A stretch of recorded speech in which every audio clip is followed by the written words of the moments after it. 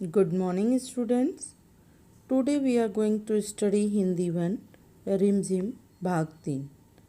Students, open chapter 14, सबसे अच्छा पेड़.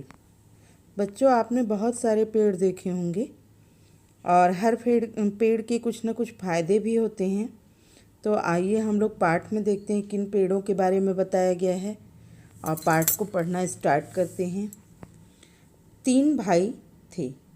एक दिन सुबह के समय तीनों नए घरों की तलाश में निकल पड़े. गरम गरम धूप में वे सड़क पर चलते चले गए. थोड़ी देर में आम का एक बड़ा पेड़ आया. उसके नीचे ठंडी छाह थी. तीनों भाई उसके नीचे आराम करने लगे. बच्चों देखिए, 3 भाई एक घर की तलाश में, मतलब खोज में, तलाश मतलब खोज होता है. तीनों भाई एक घर की खोज में निकले हुए थे अपने घर से. और उस समय गर्मी का मौसम था. बहुत तेज़ धूप थी और वे सड़क पर उसी धूप में चलते चले जा रहे थे. थोड़ी देर में आम का एक बड़ा पेड़ उन्हें दिखाई पड़ा.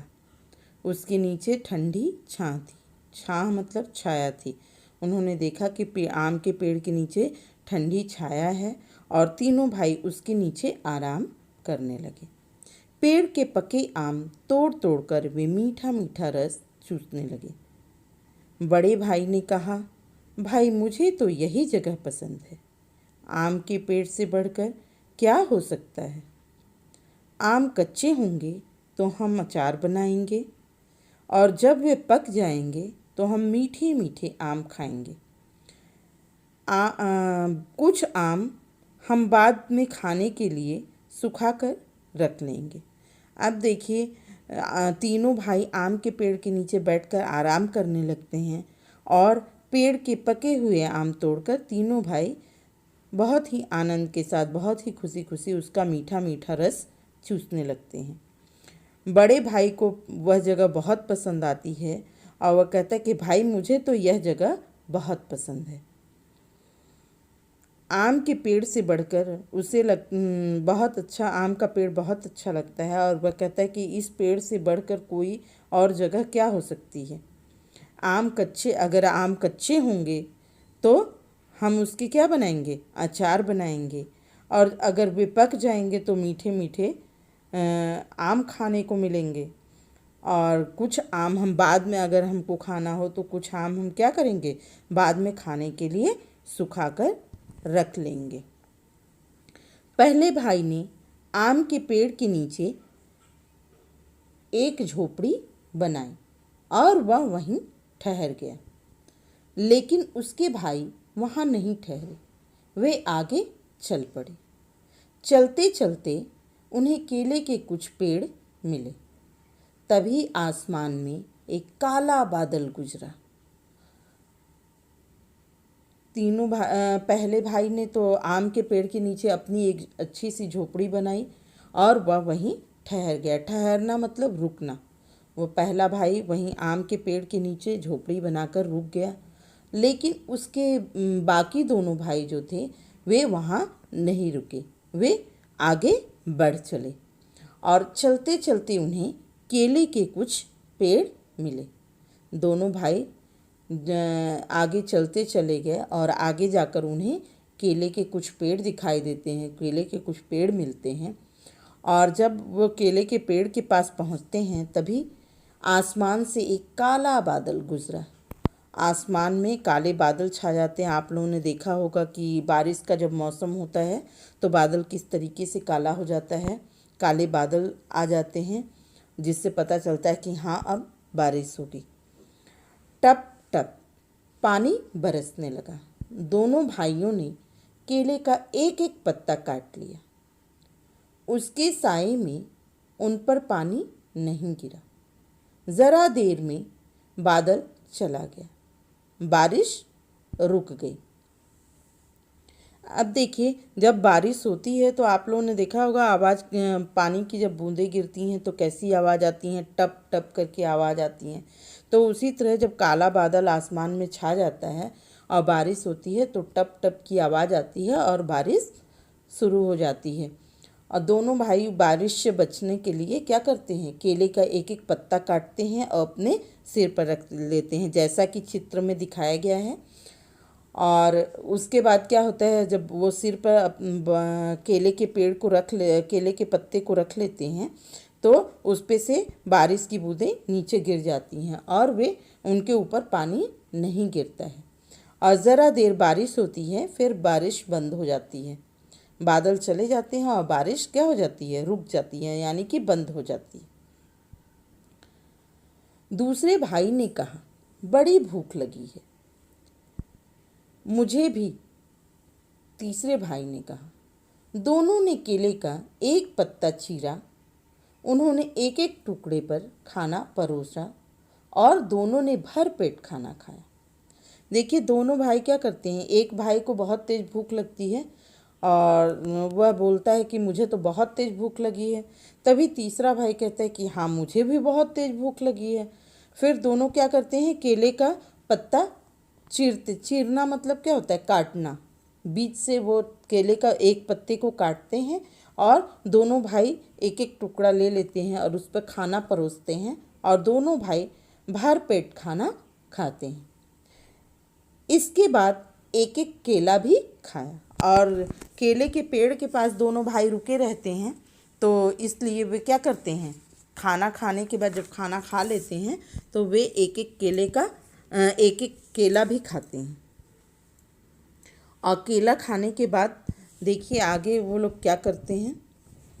दूसरे भाई ने कहा, मैं तो यहीं घर बनाऊंगा, केले के पेड़ से अच्छा क्या होगा।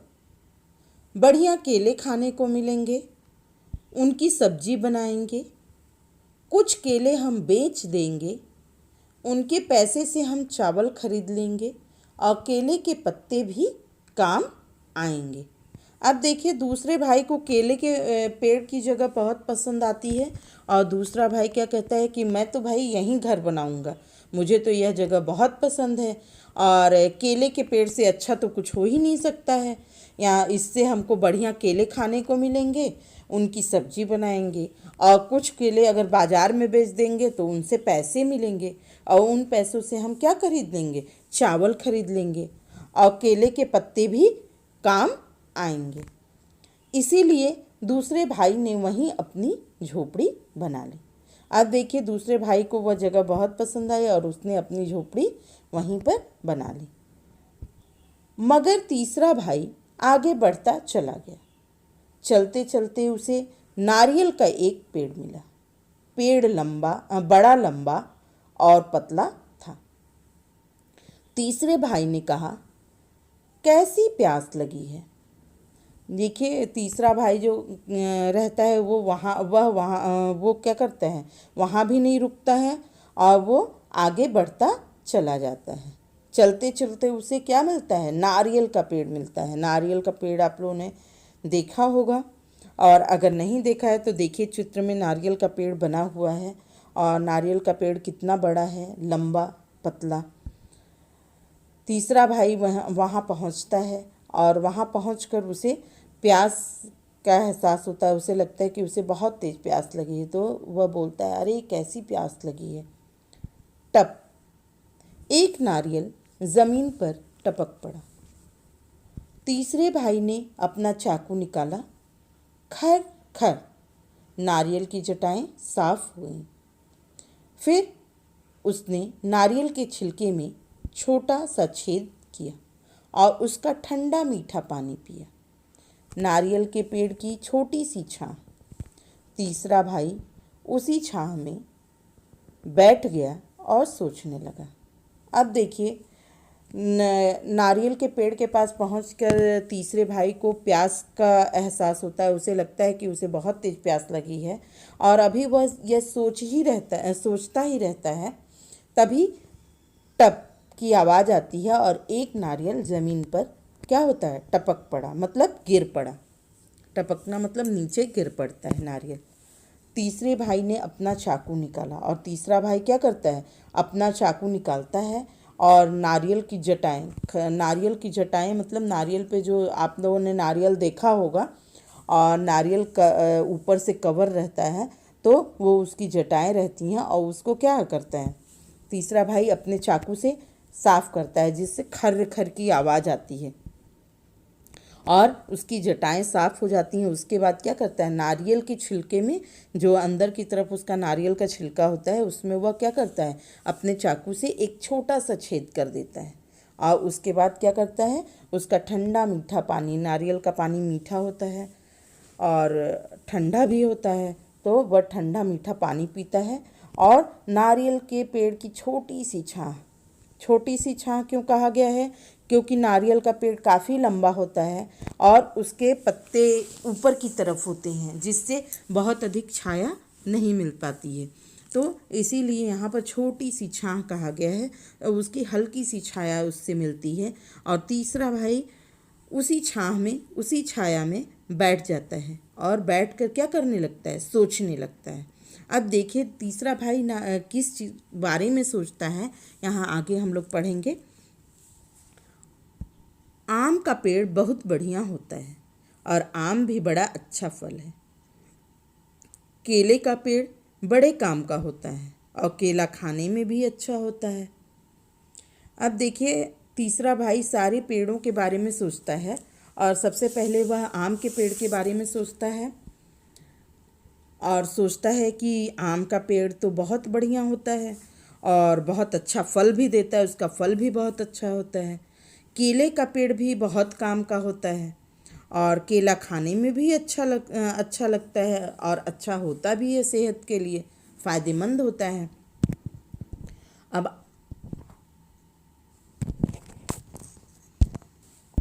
अब आगे देखिए तीसरा भाई आगे किन पेड़ों के बारे में सोचता है। पेड़ नीम का भी अच्छा है, उसकी दातून बड़ी अच्छी रहती है। घर में कोई बीमार हो तो लोग नीम की टहनियाँ दरवाजे पर लटका देते हैं। मेरे पास नीम का पेड़ हो तो मैं उसकी टहनियाँ बेच सकता हूँ और पेड़ मुझे ठंडी छाँव भी देगा। और अगर कहीं मेरे पास रबड़ का पेड़ होता तो मैं अपना चाकू निकालकर पेड़ की छाल में एक लंबा चीरा लगा देता। अब देखिए अभी तीसरा भाई आम के पेड़ के बारे में और केले के पेड़ के बारे में सोचता है। फिर सोचता है कि नीम का पेड़ भी बहुत अच्छा होता है, उसकी दातून बहुत अच्छी रहती है। घर में अगर कोई बीमार होता है तो लोग क्या करते हैं, नीम की टहनियाँ दरवाजे पर लटका देते हैं। और फिर सोचता है कि अगर मेरे पास नीम का पेड़ होता तो मैं क्या करता है, उसकी टहनियाँ बेच सकता हूँ और वह नीम का पेड़ मुझे ठंडी छाया भी दे सकता है। फिर तीसरा भाई दूसरे पेड़ के बारे में सोचता है कि अगर कहीं मेरे पास रबड़ का पेड़ होता तो फिर क्या होता। रबड़ का पेड़ होता तो मैं चाकू निकाल कर पेड़ की छाल क्या होता है, पेड़ में जो ऊपर का कवर होता है, पेड़ जिस ऊपर के कवर से ढका होता है उसी को पेड़ की छाल कहते हैं। और तीसरा भाई जो है वो कहता है कि अगर रबड़ का पेड़ मेरे पास होता तो उसकी छाल में क्या करता, चाकू से मैं एक लंबा चीरा लगा देता। लंबा चीरा मतलब चीरा मतलब लगाना, चीरा मतलब कट करना, ठीक है। अब देखिए आगे क्या, चीरे के तले में एक प्याला रख देता। पेड़ के दूधिया रस को मैं प्याले में भर लेता। रस को पकाकर मैं रबड़ बना लेता, रबड़ मैं बेच देता। अब देखिए तीसरा भाई क्या सोचता है कि अगर मेरे पास रबड़ का पेड़ होता तो मैं क्या करता, चाकू से उस पेड़ की छाल में एक लंबा चीरा लगा देता और वहाँ चीरे के तले में, मतलब जहाँ चीरा लगाया रहता, कट किया रहता, वहाँ पर क्या कर देता, एक प्याला रख देता जिससे पेड़ का दूधिया रंग, आप लोगों ने देखा होगा जब कोई पेड़ काटते तो उसमें से दूधिया रस निकलता है, दूध जैसा रस, तो उसी को दूधिया रस यहाँ बताया गया है। और उस रबड़ के पेड़ से एक दूधिया रस निकलता और जिसको तीसरा भाई क्या करता, एक प्याले में भर लेता और उस रस को पकाकर क्या बना लेता, रबड़ बना लेता। उस रस से वह रबड़ बनाता और रबड़ को कहाँ बेच देता, बाजार में बेच देता। और रबड़ से तो बहुत सारी चीज़ें बनती हैं। रबड़ से लोग गुब्बारे, टायर और तरह तरह की चीज़ें बना लेते। देखिए रबड़ से बहुत सारी चीज़ें बनती हैं, खिलौने बनते हैं, गुब्बारे, आप लोगों ने देखा होगा गुब्बारा भी रबड़ का होता है, टायर होता है, टायर जो गाड़ियों के पहिए होते हैं उन्हें टायर कहते हैं। तो वो सारी चीज़ें किससे बनती हैं? रबड़ से बनती हैं। तो तीसरा भाई इन सब चीज़ों के बारे में सोचता है कि मैं क्या क्या कर लेता अगर मेरे पास ये सारे पेड़ होते तो। फिर सोचता है अच्छे पेड़ों की क्या कमी है, नारियल के पेड़ की ही सोचो। फिर सोचता है कि अच्छे पेड़ की तो कोई कमी ही नहीं है, अच्छे पेड़ बहुत सारे हैं। आम का पेड़ भी अच्छा होता है, केले का पेड़ भी अच्छा होता है, नीम के पेड़ भी अच्छे होते हैं, रबड़ के पेड़ भी अच्छे होते हैं। तो अच्छे पेड़ों की कोई कमी नहीं है, हर पेड़ अच्छा होता है, हर पेड़ की कुछ न कुछ खासियत होती है। अब नारियल के पेड़ की ही सोचो। नारियल की पेड़ की जटाओं को काट कर मैं मोटी डोरियां बना सकता हूँ और डोरियों से मैं मजबूत चटाइयाँ भी बना सकता हूँ। रस्सियों और चटाइयों को मैं शहर के बाजार में बेच सकता हूँ। मैं नारियल का पानी पी सकता हूँ। मैं नारियल की गरी खा सकता हूँ और कुछ गरी सुखाकर मैं खोपरा भी तैयार कर सकता हूँ। अब देखिए यहाँ पर सोचता है कि अच्छे पेड़ की तो कोई कमी नहीं है। अब नारियल के पेड़ के बारे में फिर तीसरा भाई सोचने लगता है कि इसके बारे में ही सोच सकते हैं। नारियल की जटाओं को काटकर मैं मोटी डोरियां बना सकता हूँ। अब देखिए नारियल की जो जटाएं होती हैं आप लोगों ने देखा होगा, उससे क्या बनती है? रस्सी बनती है। डोरी मतलब रस्सी। और वो सोचता है कि नारियल की जो जटाएं होती हैं उनको काट कर मैं मोटी मोटी डोरियां बना सकता हूँ और डोरियों से मैं क्या कर सकता हूँ? मजबूत चटाइयाँ बना सकता हूँ। उसकी बनी हुई चटाइयाँ बहुत मजबूत होती हैं। और रस्सियों और चटाइयों को मैं शहर में ले जाकर, शहर में क्या करता हूँ? शहर के बाज़ार में ले जाकर क्या कर सकता हूँ? बेच सकता हूँ, जिससे मुझे उसको पैसे मिल सकते हैं। मैं नारियल का पानी पी सकता हूँ। अब देखिए नारियल के पेड़ के कितने फ़ायदे हैं। नारियल के पेड़ से नारियल निकलते हैं, उनकी जटाओं को काट कर वो डोरियाँ बना सकता है। डोरी मतलब क्या होती है? रस्सी होती है। और उनसे क्या होता है? मजबूत चटाइयाँ बन सकती हैं। फिर उन रस्सियों और चटाइयों को शहर में बाज़ार में बेचा जा सकता है। फिर नारियल का पानी पी सकता है। मैं नारियल की गरी खा सकता हूँ। नारियल आपने देखा होगा, जो नारियल हम लोग मंदिर में चढ़ाते हैं उसको जब तोड़ते हैं तो जो गरी निकलती है उसको हम लोग क्या करते हैं? कच्ची गरी खाते हैं, खा सकते हैं। और कुछ गरी सुखाकर मैं खोपरा भी तैयार कर सकता हूँ। खोपरे को पेर कर मैं गोले का तेल निकाल सकता हूँ। गोले का तेल साबुन और कितनी ही चीज़ें बनाने के काम आता है। अब देखिए जब कच्चा नारियल खा सकते हैं हम लोग, और वो सोचता है कि जब इसको सुखा देंगे तो इससे खोपरा तैयार होगा, मतलब सूखा नारियल तैयार होगा। और उस सूखे नारियल को क्या कर सकते हैं? उससे तेल बना सकते हैं। और उस तेल का कई चीज़ों में प्रयोग होता है, कई चीज़ों को बनाने में प्रयोग होता है। तेल से साबुन और कितनी ही चीज़ें बनाने के काम आती हैं। साबुन में भी नारियल का तेल पड़ता है और बहुत सारी चीज़ें बनाने के काम आती तेल। नारियल के छिलके को साफ करके कटोरे और प्याले बना सकता हूँ। अब देखिए जो नारियल का छिलका होता है, वो जो नारियल का ऊपरी कवर होता है, उसको साफ करके उससे कटोरे बन सकते हैं और उसके प्याले भी बन सकते हैं। ठीक तो है, मेरे लिए तो यही पेड़ सबसे अच्छा है। अब देखिए सारा कुछ तीसरा भाई सारा कुछ सोचने के बाद कहता है कि ये अच्छा तो है, ठीक है, मेरे लिए तो यही पेड़ सबसे अच्छा है, मैं तो इसी के नीचे घर बनाऊंगा। और फिर वह क्या कर सोचता है तीसरा भाई कि मैं तो इसी के नीचे घर बनाऊंगा, इस पेड़ से अच्छा तो कोई पेड़ नहीं है। सारे पेड़ के अपने अपने फ़ायदे हैं, लेकिन इस पेड़ के, नारियल के पेड़ के भी फ़ायदे हैं, तो मैं इसी के नीचे घर बनाऊंगा। इसीलिए तीसरे भाई ने नारियल के तले अपनी कुटिया बनाई और मज़े से रहने लगा। और तीसरा भाई क्या करता है? नारियल के पेड़ के नीचे अपनी कुटिया बनाता है। कुटिया क्या होती है? कुटिया जैसे झोपड़ी होती है घास फूस की, वैसे ही कुटिया भी बनाई जाती है। और कुटिया बनाकर तीसरा भाई क्या करता है? मज़े से रहने लगता है। अब देखिए बच्चों, आपने सारे पेड़ के बारे में जान लिया और आपने देखा कि हर पेड़ की कुछ न कुछ खासियत है। तो अब तुम्हारे लिए कौन सा पेड़ सबसे अच्छा है? अब आप अपने मन में सोचिए कि आपके लिए कौन सा पेड़ अच्छा है। आपने देखा कि हर पेड़ के कुछ न कुछ फ़ायदे होते हैं, तो आप खुद सोचिए कि आपके लिए कौन सा सबसे अच्छा पेड़ है, और सोचकर आप मुझे बताइएगा कि कौन सा पेड़ आपके लिए सबसे अच्छा है, आप किस पेड़ को सबसे ज़्यादा पसंद करते हैं। ठीक है। और उम्मीद करती हूँ कि आपको पाठ बहुत अच्छा लगा होगा और आपने पाठ को बहुत अच्छे से पढ़ा होगा। धन्यवाद।